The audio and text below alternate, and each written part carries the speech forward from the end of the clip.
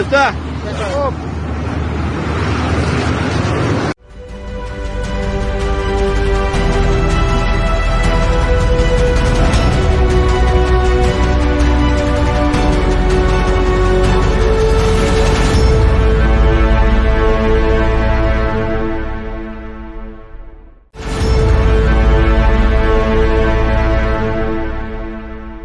Assalamualaikum warahmatullahi wabarakatuh. Saya Hersy Arif dari Forum News Network. Apa kabar Anda semua? Tadi pagi saya mendapat kiriman sebuah video. Ada seorang pria yang sedang merobek-robek baliho bergambar Presiden Jokowi. Di dalam video itu terlihat seorang pria berbaju batik dengan bersemangat menyobek baliho ucapan terima kasih karena Presiden Jokowi itu telah memberikan bantuan langsung tunai atau kita kenal sebagai BLT, kemudian bantuan bersubsidi upah, BSU, dan bantuan-bantuan lainnya.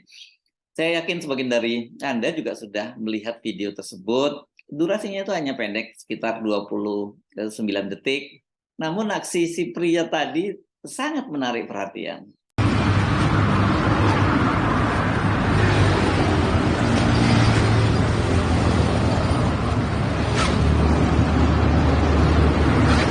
Sudah. Cukup.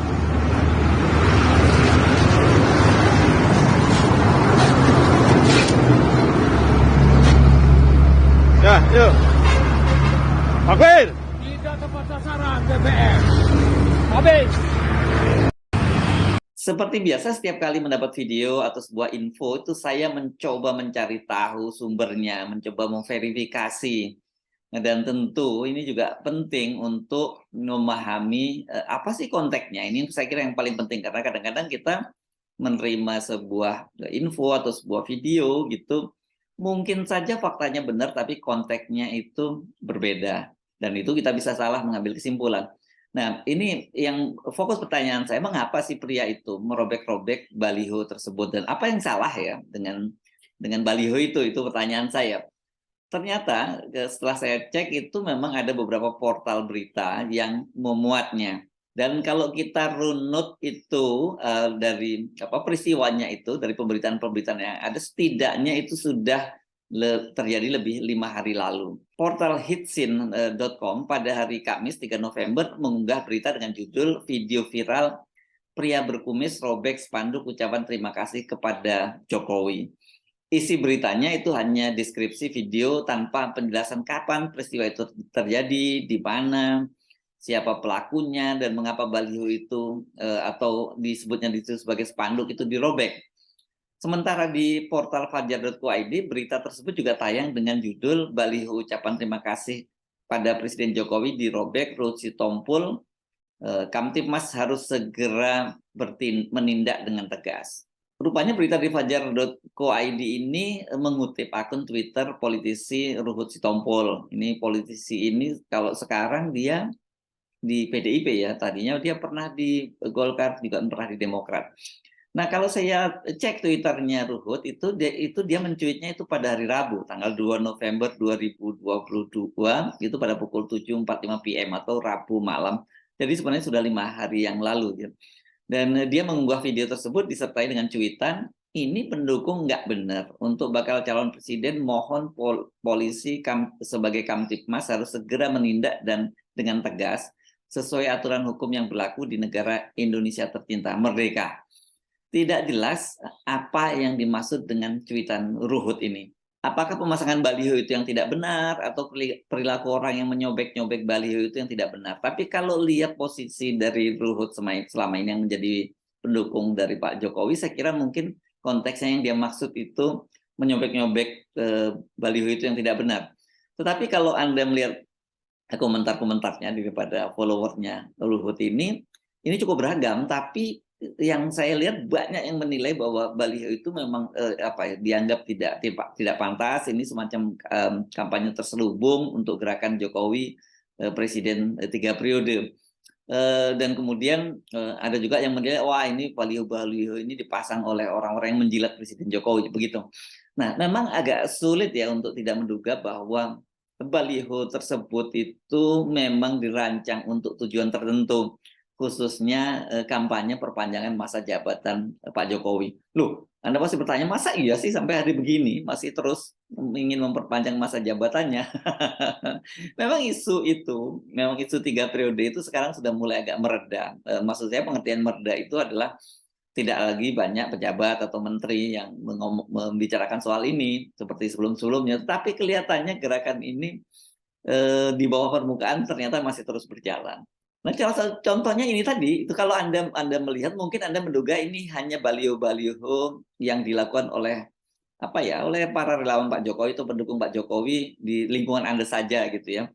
Ternyata enggak, ini baliho ini itu walaupun kesannya tadi dipasang asal-asalan kan tadi dengan bambu dan kemudian dan tadi tidak ada bahwa itu baliho yang sudah itu baliho resmi yang sudah lulus dari Dispenda setempat dan sebagainya. Enggak, itu balihonya tadi kesannya itu jadi baliho asal-asalan, tapi ternyata itu tersebar sangat luas di berbagai wilayah Indonesia.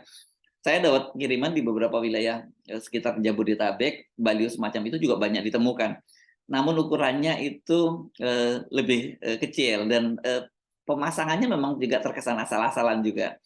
Anggota Dewan Pakar Forum News Network yang juga partner saya, Bung Rocky Gerung, juga dia mengaku ketika dia mendaki Gunung Galunggung, dia menemukan baliho serupa sampai di kaki Gunung Galunggung, Tasikmalaya, Jawa Barat. Jadi bayangkan di Jabodetabek ada, di Tasikmalaya juga ada, dan mungkin Anda di tempat-tempat lain di wilayah Anda ada juga menemukan baliho yang sama. Jadi jangan dipikir ini hanya gerakan lokal, tapi ini kelihatannya memang gerakan nasional gitu ya. Walaupun terkesan baliho itu dipasang secara asal-asalan dengan ukuran yang tidak seragam, namun narasinya sama.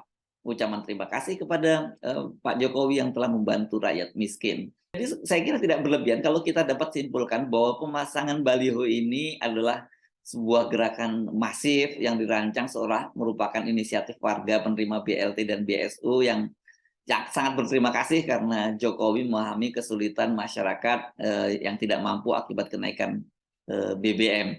Tetapi kalau Anda nanti tahu berapa jumlah BLT yang mereka terima, rasanya Anda pasti langsung menghitung. Nggak cukup ini kalau untuk buat pasang baliho semacam ini, langsung habis dana yang diterima dari BLT itu. Jadi memang yang memasang pasti itu bukan orang yang menerima BLT. Program BLT atau bantuan langsung tunai dan BSU ini bantuan subsidi upah itu adalah program pemerintah yang dimaksudkan itu katanya untuk membantu kalangan yang tidak mampu dan terpukul akibat dampak kenaikan bahan bakar minyak setelah pemerintah memutuskan mencabut subsidinya. Berdasarkan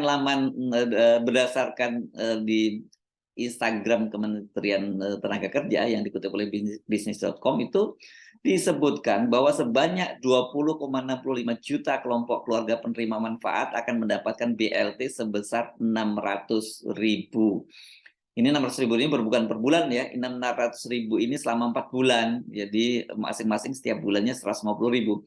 Adapun syarat utama penerima BLT BBM adalah masyarakat miskin yang terdaftar di data terpadu kesejahteraan sosial Kementerian Sosial. Nah, kriterianya ini warga miskin ini ditentukan berdasarkan data garis kemiskinan Badan Pusat Statistik atau BPS. Sedangkan bantuan subsidi upah itu atau BSU sebesar Rp600.000. Ini sama jumlahnya juga, itu ditargetkan untuk 14,6 juta pekerja. Nah, berdasarkan Peraturan Menteri Ketenagakerjaan Nomor 10 Tahun 2022, selain penerima BSU itu harus warga negara Indonesia, itu yang dibuktikan dengan kepemilikan nomor induk kependudukan dan peserta aktif program jaminan sosial ketenagakerjaan BPJS itu sampai Juli 2022. Selain itu, syarat menerima BSU adalah pekerja yang menerima gaji paling banyak sebesar 3,5 juta rupiah per bulan. Jadi kedua program itu, kalau kita total tadi ada 20,6 juta plus 14,6 juta, itu total ya menyasar 35 juta lebih dari kepala keluarga. Jika mengambil rata-rata satu keluarga 4 orang, maka ada 140 juta warga yang tersentuh kedua program bantuan itu.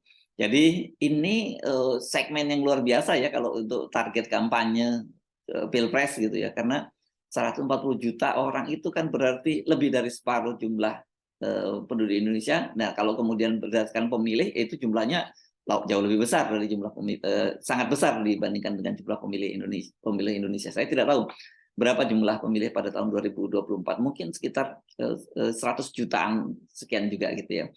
Tapi pertanyaannya buat kita sekarang yang mengganggu kita sudah, untuk apa sih kalau memang itu dimasukkan untuk presiden atau para pendukungnya itu kok masih terus berkampanye untuk Pak Jokowi?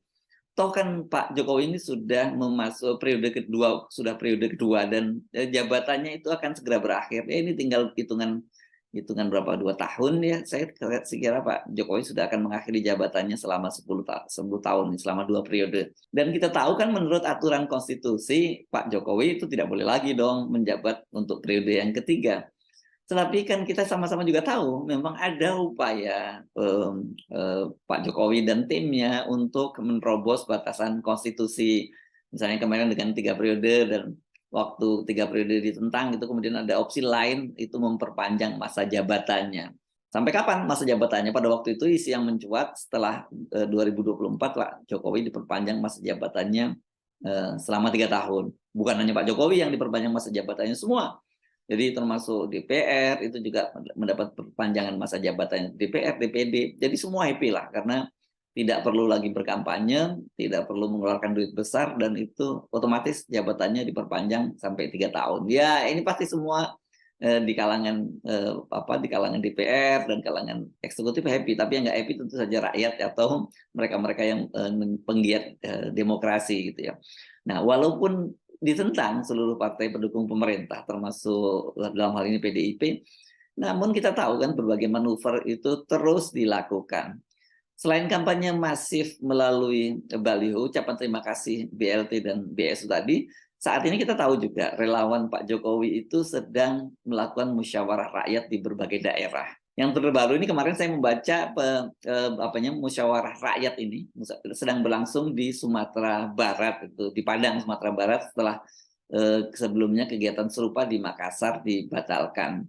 Ini saya juga terheran-heran mengapa dilakukan musyawarah rakyat di Sumatera Barat, di Padang ya, karena kita tahu Sumatera Barat ini bukan daerah yang ramah, bukan daerah yang favorable untuk Pak Jokowi. Dia dalam Pilpres selama 2 kali ini kalah telak di Sumatera Barat itu. Tapi mungkin saya kira relawan Pak Jokowi punya pertimbangan sendiri ya, bisa memberikan impresi, mungkin bahkan orang di Sumatera Barat pun dukung Pak Jokowi begitu ya.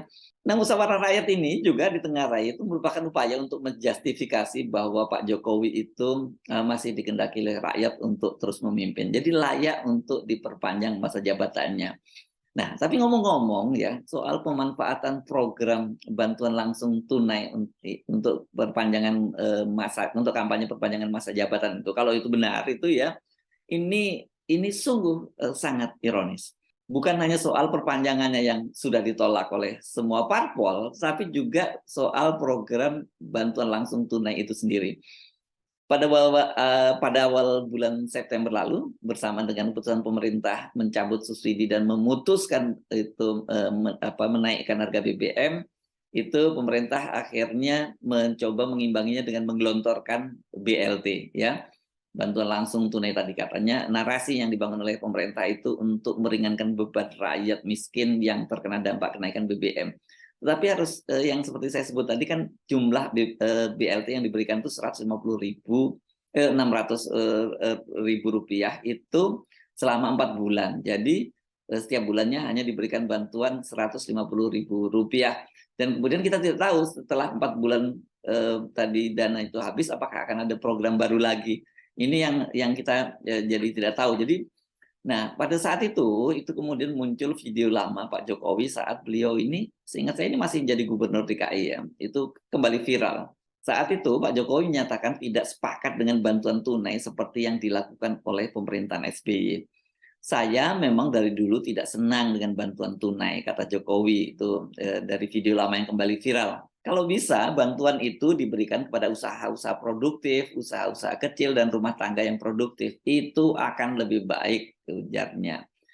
Nah, tapi ternyata kan kita semua sama-sama tahu setelah menjadi presiden, Pak Jokowi itu mengadopsi program SBY yang dulu dikritiknya, padahal sekarang ini jadi semacam program andalan dari Pak Jokowi. Nah, ini menggantikan program-program kartu-kartu dulu yang pada waktu kampanye kan Anda ingat bagaimana Pak Jokowi pamer kartu-kartu yang akan digunakan nanti kalau beliau terpilih jadi presiden. Tapi kelihatannya itu nggak jalan gitu ya.